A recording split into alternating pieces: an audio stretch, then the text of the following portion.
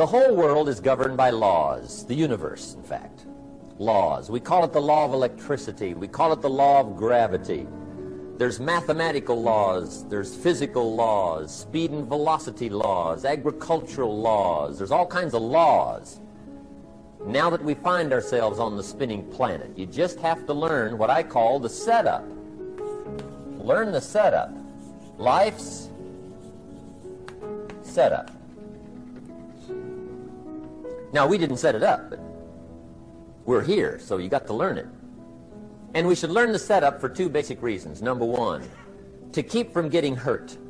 It's one of the major reasons for learning, so you won't get hurt. See, economically, socially, personally, you can get hurt just not knowing. Ignorance is not bliss. Ignorance is poverty. Ignorance is tragedy. You got to know, or you're going to get hurt. It's good to know not to walk out the 10th-story window. That's excellent information. Now, what if a guy didn't know and he walks out? Now he's dead at the bottom. Somebody says, well, the poor guy didn't know. You got to know, or you're going to get hurt. Okay. Now, here's a parenthesis. You don't have to like the setup.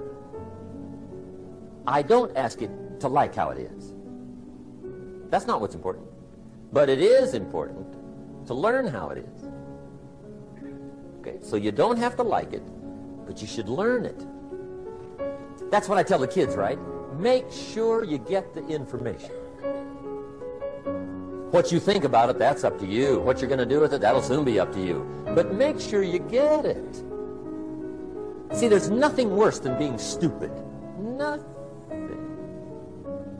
I mean, being broke is bad, but being stupid is awful. And what's really bad is being broken stupid, right?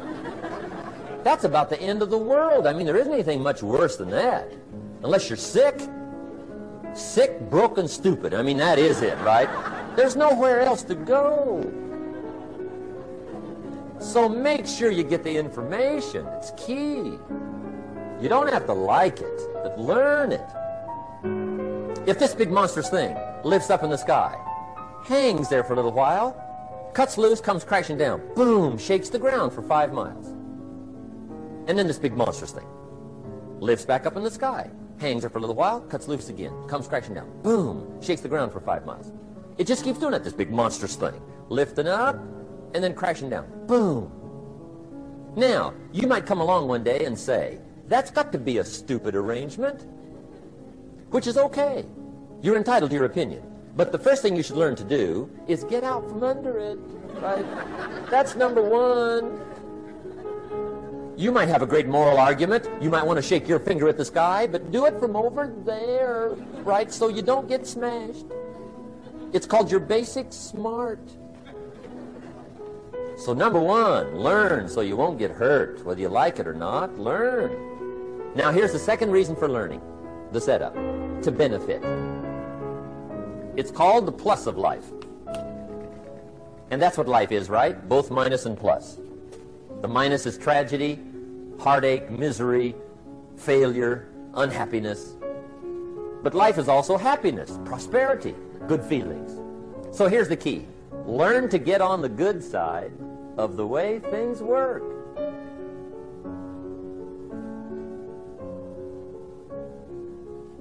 Now here's two of the basic laws, and we'll take our break. Shof taught me these. They come from the Bible. Now again, I'm an amateur, okay, when it comes to the Bible. I'm not a pro. So you'll sort of have to take my way of putting it. But here they are. The first one is the law of use. The law of use. And it goes something like this. Whatever you don't use, you lose. Lack of use causes loss.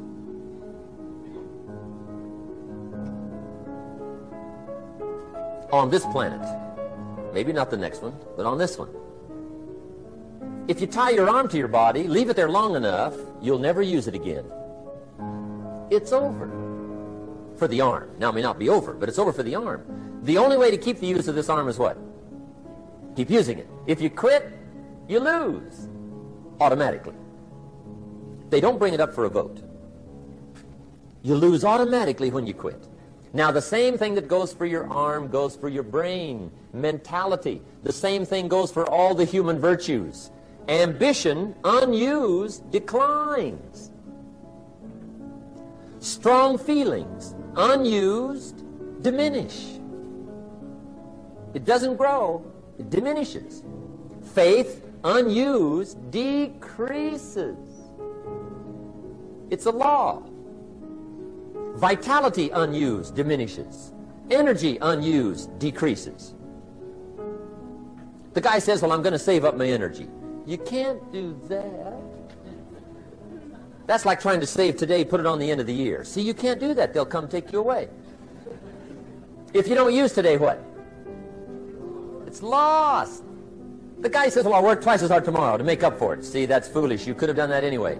Today unused is lost. A talent unused is lost. An ability unused is lost. So here's one of the key expressions of the evening. Take a new inventory of yourself. Starting tomorrow, new project. Take a new inventory. And make sure that all of your talent and ability and mentality and ingenuity and vitality and strong feelings, faith, courage, make sure that all you've got's being used. Otherwise, you lose. Now, one of the best illustrations of the law of use is a Bible story called the Parable of the Talents. The talent story. Interesting story if you haven't read it in a while. Just review it. It's a good story. An ancient story. It says there was a master with 3 servants. He got them together one day and he said to the 3, I've got these talents. And in those ancient days, a talent was a measure of gold. And he said to the 3 servants, take these talents and see what you can do with them while I'm gone. He said, I'm taking a journey and I'll be gone for a while. When I come back, we'll get together, go over the book, see how you did. He said, here's 5 of these talents for you. 5. Here's 2 of them for you. 2. And here's 1 for you. 1. The master said, take those talents, see what you can do with them. When I come back, we'll get together, we'll go over it all. The servant said, okay. Master takes off.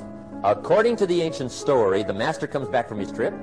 When he gets back, he gets the 3 servants together, and as he said he would, he asks, how did it go with those talents? You were 5. What happened? That servant said, well, I took the 5 talents you gave me, and I put them to work. A little shaky at first, but he said things finally got rolling. And he said, I poured it on. And he said, my talents grew to 7, 8, 9, 10. He said, I doubled my talents from 5 to 10. Books will show. Master said,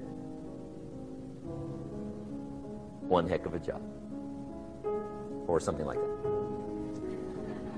He said, I gave you 2 talents. What happened? That servant said, about the same thing happened to me. I put those 2 talents to work, poured it on. They grew to 3 and then to 4. He said, I doubled my talents from 2 to 4. Books will show. Master said, well done. He said, I gave you 1 talent. What happened? That servant said, well, I took the talents you gave me and I carefully wrapped it and I dug a hole and buried it. And camouflaged it, I suppose, right, so nobody would steal it. And he said, fortunately, nobody got it. And he said, I knew you were going to be here today, so I dug it up. Here it is, safely wrapped. I did not lose it while you were gone. According to the ancient story, the master said, take that talent away from him and give it to the man that's got 10. Now you might say, well, I don't like that arrangement. The poor guy's only got 1 talent. He's already got 10. It ought to be more even. Remember, I didn't ask you to like it. But this one I would ask you to learn, because it simply means whatever you do not employ, you forfeit. It's a law. So learn well the law of use. Now here's the second one, and we're going to take our break. Second law from the Bible.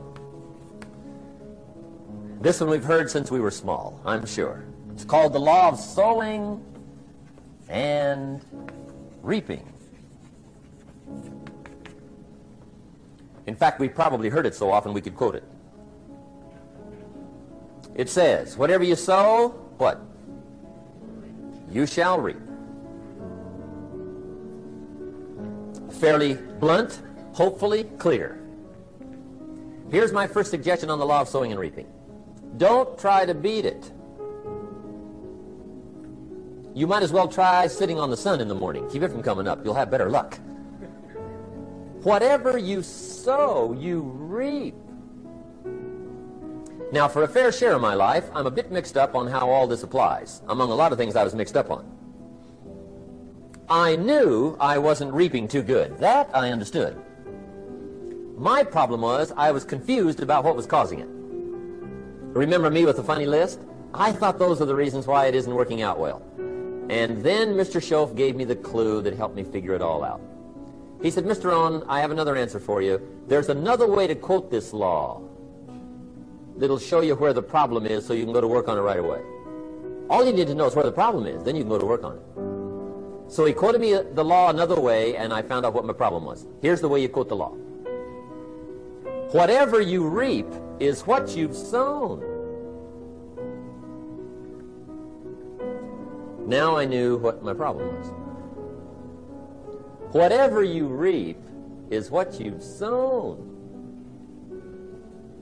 If you don't like the crop, who do you look up? Answer, whoever planted it. And where do you find who planted your crop? Answer, in the mirror. What I finally learned to do come fall was to go to the mirror. That's where you go. And if necessary, you say, a few skinny carrots?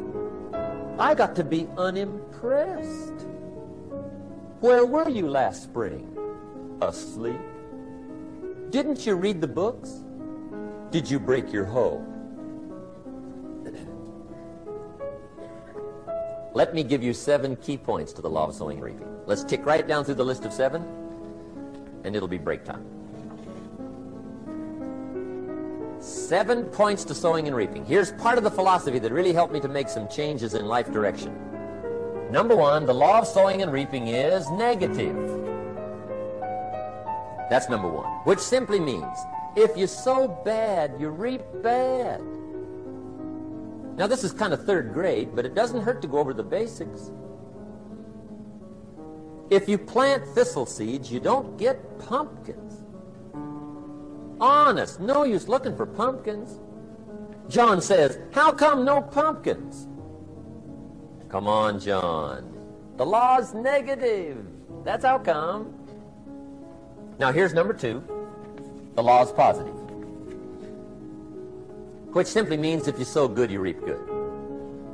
If you plant pumpkin seeds, you don't get thistles. Not from pumpkin seeds. Mother Nature won't pull tricks on you over in the corner snicker and push new thistles and you planting pumpkin seeds. She won't do that. You will get pumpkins from pumpkin seeds, and the reason is because the law is positive.